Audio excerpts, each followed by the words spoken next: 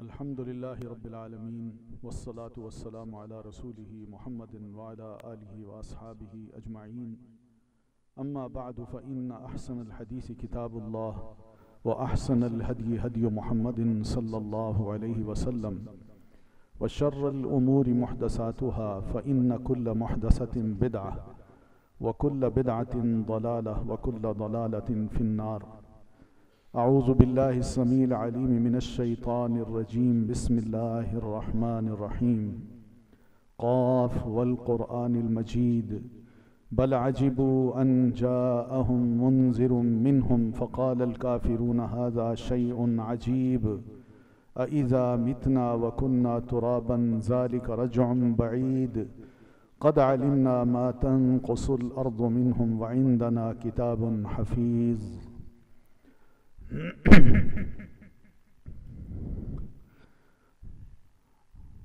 ये बात एक काबिल गौर है कि जब इंसान पैदा नहीं हुआ था तो शैतान इब्लीस फरिश्तों को अच्छा समझता है, उनसे कोई हसद नहीं करता, न बोझ करता है और न ही उनसे कोई दुश्मनी करता है। मगर हज़रत इंसान जो ही पैदा हुआ तो शैतान के अंदर का हसद, उसका बोझ बाहर निकल आया। क्यों? कुरान मजीद हमें इस बात से आगाह करता है कि आदम अलैहिस्सलातु व तस्लीम को अल्लाह ताला ने एक बड़ा मकाम दिया, और मकाम भी ऐसा कि जो रब के आगे जितनी मुद्दतों से सजदे कर रहे हैं, उसकी इबादत कर रहे हैं, उन तमाम फरिश्तों को शैतान समेत ये हुक्म दिया कि उसके आगे झुक जाओ जिसने अभी तक एक सजदा भी नहीं किया। और ये आदम अलैहिस्सलातु व तस्लीम थे। ये जो मकाम अल्लाह ताला ने हज़रत आदम अलैहिस्सलातु व तस्लीम को दिया, ये वो चीज़ थी जिसने शैतान के अंदर एक हसद पैदा कर दिया, और जिसकी वजह से उसने कहा अरअयतका हाज़ल्लज़ी कर्रमता अलैहि, अल्लाह तूने इसको ना मुझसे ज्यादा एहतराम दे दिया है, मैं भी तेरी जात की कसम उठा के कहता हूं कि मैं इसको नहीं छोड़ूंगा, इसको बेइज्जत करूंगा, तेरी नजर में गिराऊंगा और इनसे वो काम करूंगा जिसकी तुम्हें तवक्को थी, और ये उसके खिलाफ चले गए। ये वो दुश्मनी है, हसद है, जो शैतान ने हजरत आदम अलैहिस्सलातु व तस्लीम की पैदाइश के वक्त बतौर एक हसद के रब्बे करीम की जनाब में कस्में उठा उठा के पेश की। सोचने की अब बात यह है कि ये मलऊन जो हम इंसानों का दुश्मन है, और जिसके बारे में कुरान मजीद में अल्लाह ताला ने फरमा भी दिया है कि इन्न शैतान लकुम अदुव्वुन फत्तखिज़ूहु अदुव्वा, कि शैतान तुम्हारा दुश्मन है, उसको दुश्मन बना के रखना। क्या वो दुश्मनी हमसे करता है और हम क्यों उससे दोस्तियां करते हैं? हम उसको अपना दुश्मन क्यों नहीं समझते? ये भी एक काबिल गौर बात है। उलमा लिखते हैं कि इंसान की जैसी सिफात होती हैं, जैसी आदात होती हैं, उन्हीं के रूप में शैतान उनके पास आता है। उन्हीं का रूप ढाल के, उसी की शक्ल बना के, वही आदात अपना के वो शैतान इंसान के पास आता है। यही उसका एक तरीका वारदात है, और इसी इंसान को वो अपने शिकंजे में ऐसा जकड़ता है कि वो शैतान का बंदा बन जाता है, अल्लाह का फिर नहीं बनता। मिसाल के तौर पर, अगर अल्लाह ताला ने शैतान को जन्नत से निकाला तो हसद की वजह से निकाला, और हजरत आदम अलैहिस्सलातु व तस्लीम और अम्मा हव्वा को जन्नत से निकाला तो तमा, लालच और हिर्स की वजह से निकाला। ये वो चीजें जो कुछ मैच करती हैं, जिसकी वजह से उसको ये बड़ा आसान शिकार नजर आता है। वो अपने जाल फैलाता है और इसी जाल में आहिस्ता आहिस्ता उसको फांस के अपना बना लेता है, और फिर वो उससे मुख्तलिफ किस्म के काम करवाता है, जिसका जिक्र कुरान मजीद में अल्लाह ताला ने किया है। कुरान मजीद को पढ़ें तो सबसे पहले बात तो ये पता चलती है कि वो हमारे बाबा आदम और अम्मा हव्वा का दुश्मन बना और उसने अपनी दुश्मनी को पूरा किया, उसका हक अदा किया, और नतीजा ये निकला कि उनको कस्में खा खा के, झूठी कस्में खा खा के, वरगला के उस ट्रैक पे लाया जहां पर वो चाहता था, और ट्रैक पे लाते ही उनको कहा कि ये फल खा लो। फअज़ल्लहुमुश शैतान, दोनों को शैतान ने फिसला दिया और वो खा बैठे। एक अमल की, एक कहने की, एक बात की नाफरमानी एक इंसान को कहां से कहां ले आई। इंसान का हिर्स, उसकी लालच, उसकी ख्वाहिश, जब शैतान ने महसूस की कि इसका पेट है और फरिश्तों का पेट नहीं है, फरिश्ते फोकस्ड हैं, उनको कह दिया गया कि तुमने अल्लाह की इबादत करनी है, उसका कहना मानना है, और जो कुछ अल्लाह कहेगा तुमने वही कुछ करना है। वो कुछ और नहीं सुनते, वो सिर्फ और सिर्फ अल्लाह के हुक्म के पाबंद हैं। मगर हजरत इंसान को अल्लाह ताला ने आज़ाद पैदा किया। इन्ना हदैना हुस्सबील, और उसको दोनों रास्ते भी दिखा दिए, शर के और खैर के। अब शैतान ने यही सोचा कि खैर का रास्ता भी अगर इसके लिए खुला है तो शर का रास्ता भी बंद नहीं है। मैं अपनी शरारत से इसको अपनी ढप पे ला सकता हूं, और वो कोशिश में कामयाब हो गया, और इस तरह हजरत इंसान को उसकी लालच की वजह से जन्नत से निकाल दिया गया। हमारे वालिदैन से इसको दुश्मनी है, थी, निभाई, और इस वक्त भी है, इस वक्त भी है। वो वालिदैन को कहता है तुम्हारे बच्चे हैं,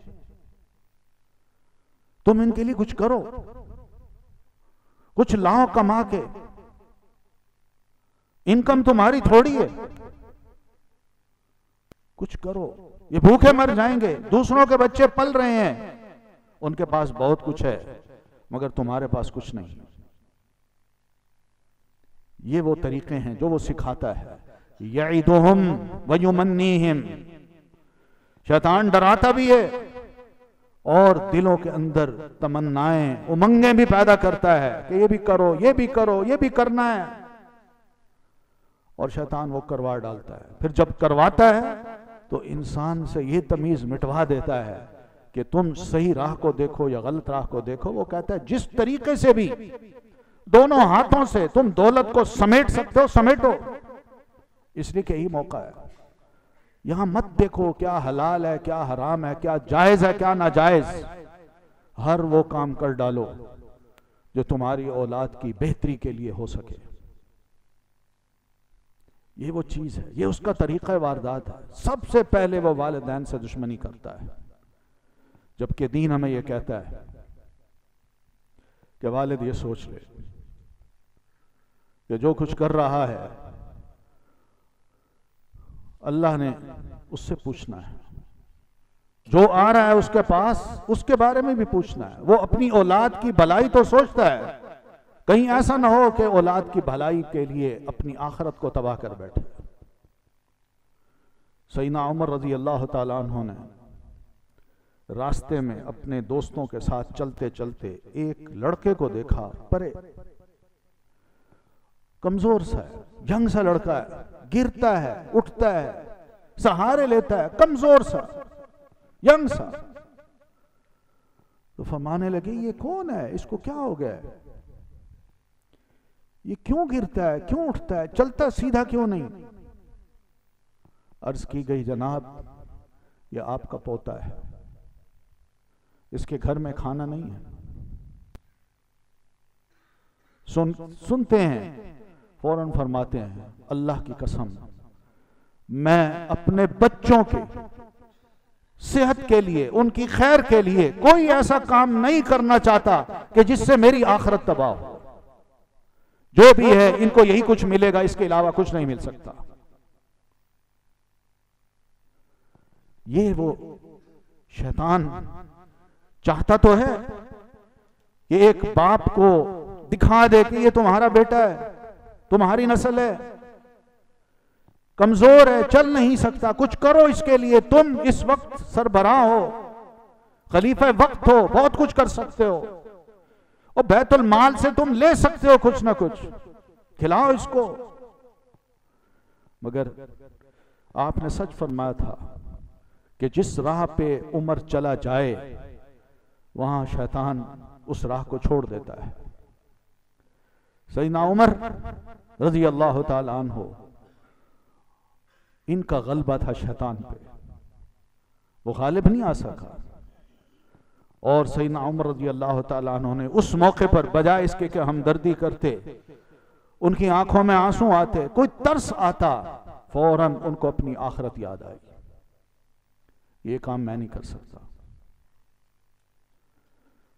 शैतान के जो फैले हुए जाल हैं वो इतने जबरदस्त हैं कि कुरान मजीद में अल्लाह ताला फरमाते हैं, या बनी आदम, ए औलाद आदम, ला यफ्तिनन्नकुमुश शैतान, ध्यान करना, शैतान कहीं तुम्हें फितने में न डाल दे। जो दीन तुम्हारे पास है, जो खूबसूरत अमल तुम्हारे पास है, जो तमीज तुम्हारे पास है कि सही क्या है, गलत क्या है, सच क्या है, झूठ क्या है, और इसी तरह हलाल क्या है, हराम क्या है, ये तमीज तुम्हारे पास है, कहीं ऐसा ना हो कि शैतान आहिस्ता आहिस्ता तुम्हें आजमाइश में डाल के ये तमीज खत्म करवा बैठे। कमा अखरजा अबवैकुम मिनल जन्नह, जिस तरह इस शैतान ने तुम्हारे वालिदैन को जन्नत से निकलवाया, आराम से रह रहे थे, अल्लाह ताला ने पूरी आजादी दे रखी थी, नेमतों से सरफराज कर रखा था, और फिर जन्नत नाम की जगह थी, बगैर किसी मेहनत के, बगैर किसी टेंशन के सब कुछ मिल रहा था। लेकिन शैतान आया, फितने में डाल दिया,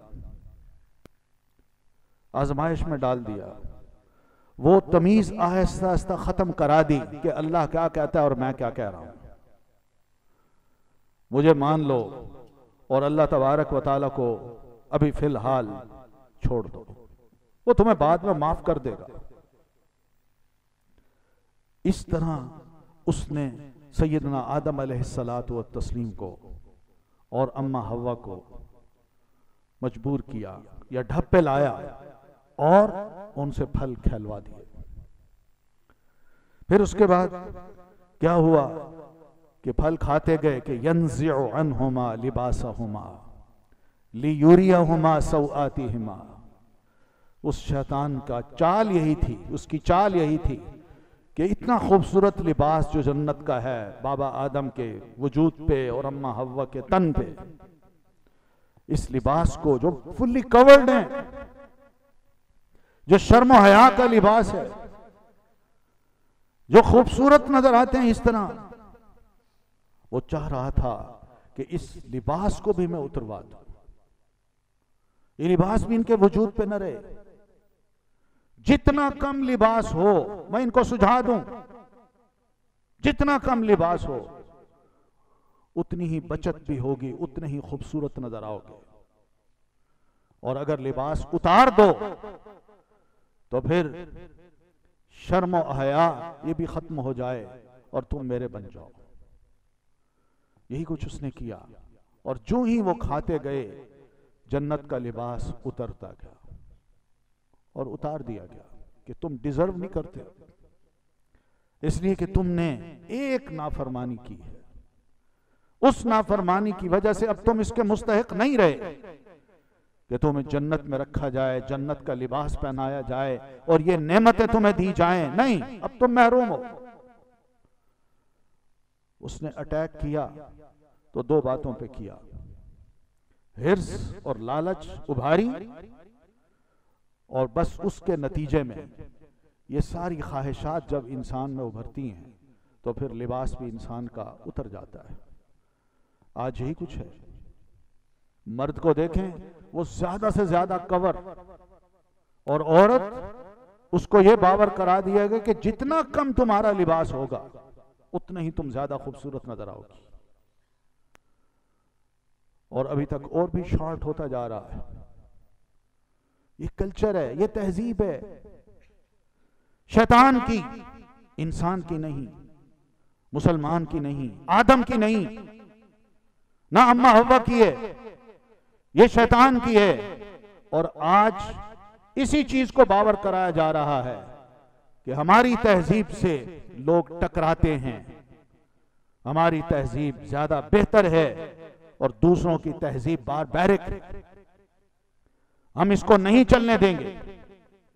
कौन सी तहजीब है ये सिवाय शैतानी तहजीब के? और कौन सी तहजीब है ये? शैतान चाहता है कि इंसानों के दरमियान लड़ाइयां हो, हसद हो, गुस्सा हो, अमन और चैन इनके अंदर न रहे।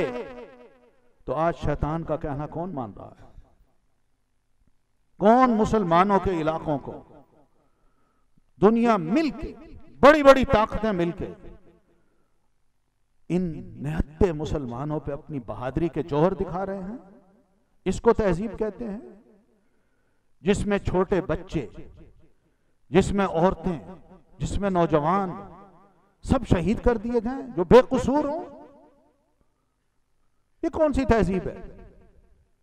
अपनों के यहां अपने जुर्म करें तो तहजीब ये कहे कि ये नशे में था, ये टेंशन में था, ये टेररिस्ट नहीं है, वो गोलियां बरसा दे कॉलेज में, स्कूल में, टीचर्स पर, स्टूडेंट पर, अपने फेलोज पर, उसको बीमार करार दिया जाए, ये तहजीब है।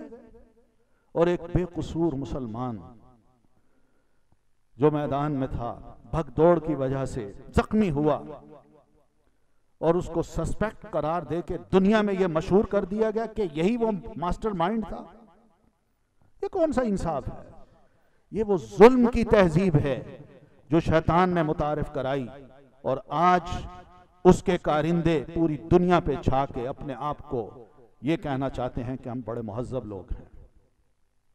कोई तहजीब नहीं है ये, याद रखिए। तहजीब अगर है तो मुसलमानों के पास है, मुसलमानों का दीन है, मुसलमानों का इस दीन से एक ताल्लुक है, हमें बताया गया है और कुरान मजीद बताता है, प्यारे रसूल सल्लल्लाहु अलैहि वसल्लम ने बताया है।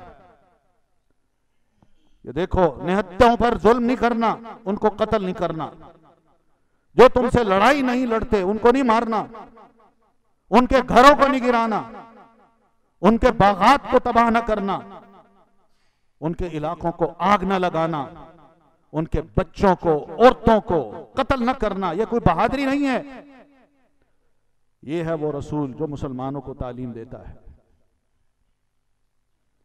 यह तहजीब है। दुनिया इसको जाने तो सही, दुनिया को बताइए तो सही।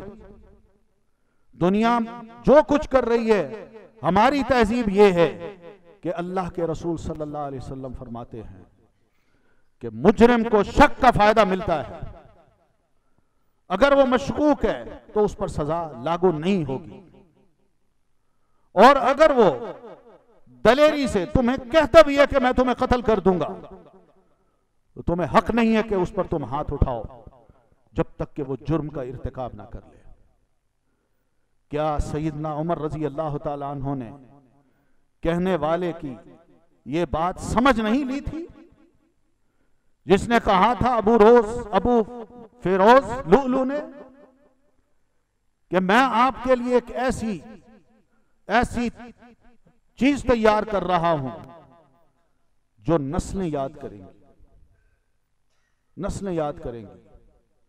उठ के गया तो फरमाने लगे, ये तुम लगता है मुझे कत्ल की धमकी दे गया है। समझ गए थे मगर हाथ नहीं उठाया, इसलिए कि मुजरिम अभी नहीं है। वो जो लफ्ज कह गया उसके कई माने हो सकते हैं, मगर सैयदना उमर रजी अल्लाह ताला ने उसको सस्पेक्ट करार नहीं दिया। दुश्मन है, जो मौजूद है। मदीना में उसने दुकान खोल रखी है, हथियार बनाता है। इम्कान भी है कि जो कह गया और फिर मुसलमान भी नहीं, लेकिन सैयदना उमर रज़ी अल्लाह ताला ने कोई हाथ नहीं उठाया, किसी को अपॉइंट नहीं किया कि इसकी निगरानी करते रहो। इसलिए कि वो गैर मुस्लिम हमारे मुल्क के अंदर, मुल्क में रह रहा है, उसको पूरा इत्मीनान होना चाहिए, मैं आजाद हूं, मुझे मुसलमानों का खौफ नहीं है, इनकी हुकूमत मेरे पीछे नहीं पड़ी हुई। ये तहजीब है।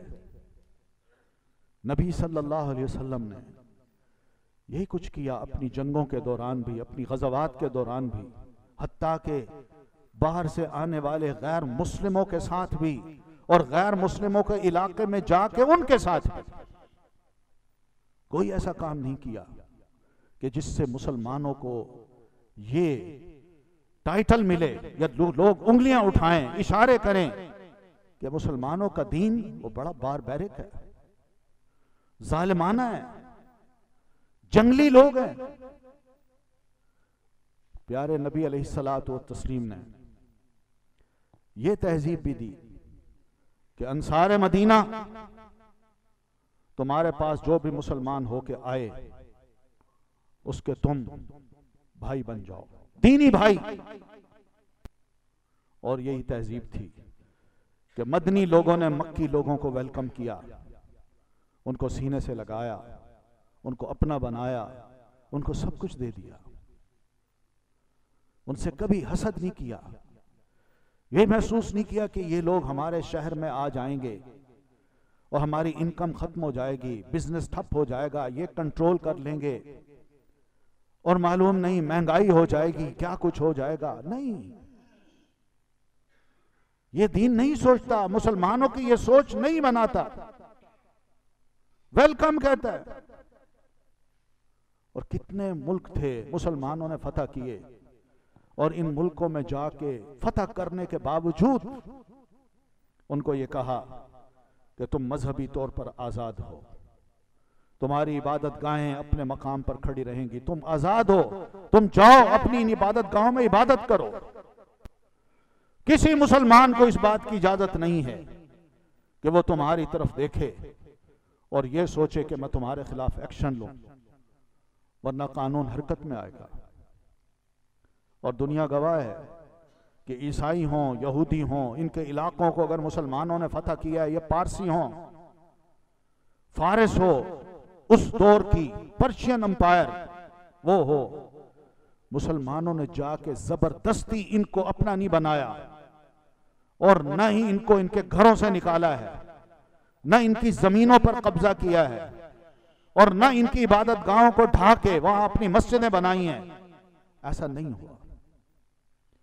ये तहजीब है। हमें तहजीब के सबक पढ़ाए जाते हैं सिर्फ इसी बुनियाद पे कि हम जालिम हैं और बड़ी खूबसूरत गुफ्तगू करते हैं, अच्छे माहौल में रहते हैं। क्या जुल्म नहीं है कि दुनिया की दौलत उठा के तुम अपने मुल्कों में ले जाओ? ठीक है, तुम्हारा हक बनता है, तुम्हारा हक बनता है। जब हमारा हक बनेगा तो ऐसा ही होगा।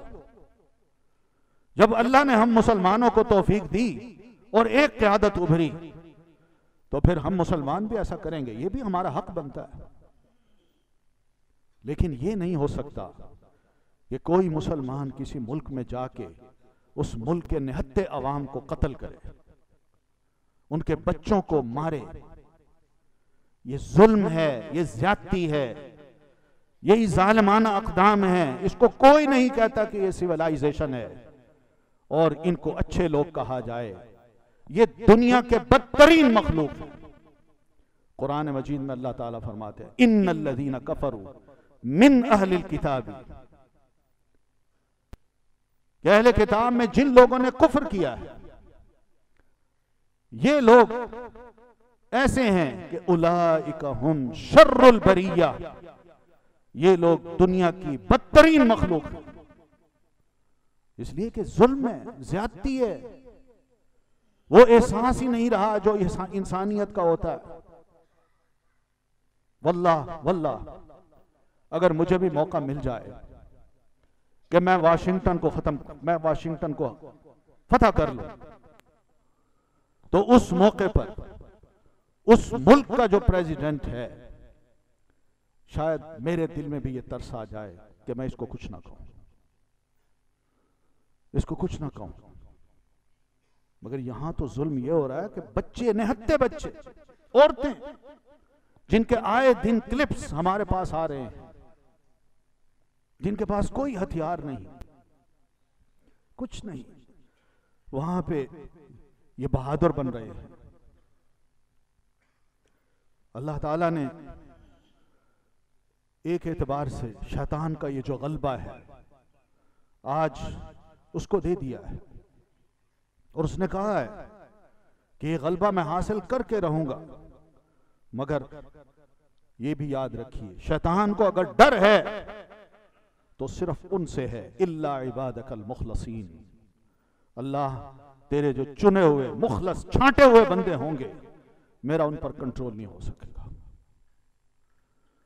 आज अल्लाह ताला मुस्लिम उम्मा में देख रहा है कि कौन है मुखलस, कौन है छांटे हुए लोग, जो इन आहों को सुन सकें, जो इन फरियादों को सुन सकें, जो इन कमजोरों की जाके मदद कर सकें और जालिम को उसकी जुल्म का सबक पढ़ा सकें और उसको इबरतनाक सजा दे सके।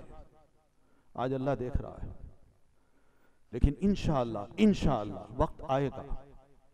ये मायूसी की बात नहीं है, ये सारी घबराहट है शैतान की, जो इस वक्त वो शो कर रहा है कि इस्लाम लोगों के घरों में, हमारे घरों में पहुंच रहा है। इस्लाम का गलबा हर एतबार से नजर आता है। लोग मुसलमान हो रहे हैं और हमारी कोई नहीं सुन रहा। हम बदनाम हो रहे हैं, हम जालिम हैं। दुनिया की दौलत हमने समेट ली, कंट्रोल हमने कायम करना चाहा, अपनों को भी हम इंसाफ नहीं दे सकते। अपनी पब्लिक भी जानती है कि हम जालिम हैं और ना इंसाफी हमारे यहां आम है, वो जानते हैं। लेकिन शैतान बज़ाहिर ये सोच दिखा रहा है दुनिया को कि मेरा गलबा है, लेकिन अंदर से वो डर रहा है, अंदर से डर रहा है। आप सबके इल्म में होगा कि 12 नवंबर को पेरिस में जो धमाके हुए हैं, बल्कि 13 नवंबर को, उससे 2 दिन पहले ट्वीट पर इस सारी तफसील का जिक्र आ चुका था, सारी तफसील का, कि पेरिस में धमाका हुआ, 162 लोग, 126 वो दिखता है, 126 लोग मारे गए और 300 के करीब जख्मी हुए। ये सारा उसने पहले लिख दिया है और 2 दिन बाद बेनी यही कुछ होता है। ये कौन है लोग करने वाले? झूठ को पहले खुद घड़िए, फिर उस पर अमल कीजिए और इल्जाम बेकसूरों पर लगा दीजिए। इस्लाम ये नहीं कहता। इस्लाम कहता है क़ूमू क़व्वामीना लिल्लाहि शुहदा लिल्लाह या शुहदा बिल क़िस्त। मुसलमानों, अपना हो, गैर हो, दुश्मन हो, दोस्त हो, अगर गवाही देनी है, बात कहनी है, तो सही बात करो। ये इस्लाम का दर्स है। हमें मना किया है, लेकिन आप तो पहले ही झूठ घड़ते हैं और घड़ के दुनिया को बता भी रहे हैं और फिर ढटाई के साथ उस पर अमल भी होता है और बेकसूर मारे भी जाते हैं और इल्जाम मुसलमानों पर। और इस वक्त कोई पूछने वाला नहीं है इनसे, जो चाहें ये करें इस मुसलमानों के खिलाफ, जो चाहें ये करें, इनसे पूछने वाला कोई नहीं। इस्लाम के खिलाफ हर जुर्म, दुनिया का हर जुर्म, वो मुसलमान और इस्लाम आज बन चुका है। कोई बात नहीं, इंशाअल्लाह। आखिर हम भी मुसलमान हैं, दुनिया के कोने कोने में मुसलमान हैं। ये इस्लाम उनका जिंदा हो रहा है, वो जाग रहे हैं ईमानी एतबार से भी और अमली एतबार से भी, और वो इस नतीजे पर पहुंच रहे हैं कि हमारा कोई दोस्त नहीं, सब दुश्मन है, हमारे लिए सिवाय इसके नजात का रास्ता कोई नहीं, जब तक कि हम अपने दीन की तरफ ना आए। और अल्हम्दुलिल्लाह लोग आ रहे हैं, वहां पर महसूस किया जा रहा है कि हर जगह मुसलमान बड़े बड़े इज्तिमात करके अपने सबूत का, अपने वजूद का सबूत दे रहे हैं कि मुसलमान है और प्रैक्टिसिंग मुस्लिम है, जबकि उनके अपने चर्च खाली पड़े, अपनी इबादत गाहें खाली पड़ी हैं। ये जिंदगी है जो अल्लाह ताला ने मुसलमानों को दे रखी है। इंशाअल्लाह यही मुसलमान किसी न किसी वक्त एक क़यादत के नीचे आके दुनिया को सबक देंगे और बताएंगे कि सिविलाइजेशन क्या होती है, अच्छे लोग कौन होते हैं और बुरे लोग कौन होते हैं। हमारे लिए सिर्फ सबक यही है कि जो कुछ हो रहा है हम खुद अपने आप को भी देखें कि क्या वाकई दुश्मन हमें इस हालत में पसंद करेगा? नहीं करता। सिर्फ जो मुसलमान का टाइटल है, याद रखिए, मुसलमान का टाइटल, मैं कुछ भी बन जाऊं, मैं कैसीनो में जाऊं, मैं शराब पीऊं, मैं नाच गाऊं, नाचूं गाऊं, उनकी नजरों में मैं मुसलमान हूं। उसने नहीं देखना कि मुसलमान दाढ़ी वाला है, मस्जिद पढ़ता है, मस्जिद में नमाज पढ़ता है या कैसीनो में बैठा है।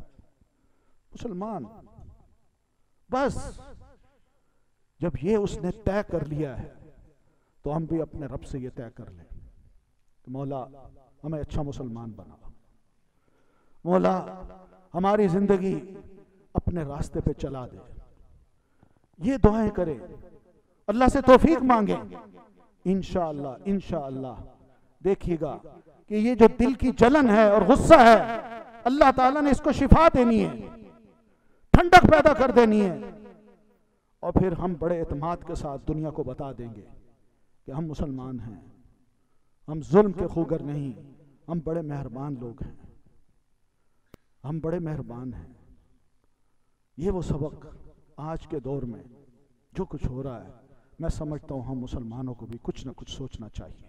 अल्लाह ताला हम सबको तौफीक दे। बारकल्लाहु लना व लकुम फिल कुरानिल अज़ीम व नफ़ानी व इय्याकुम बिल आयाति व ज़िक्रिल हकीम। इन्नहु तआला जवादुन करीमुन मलिकुन बर्रुर रऊफुर रहीम।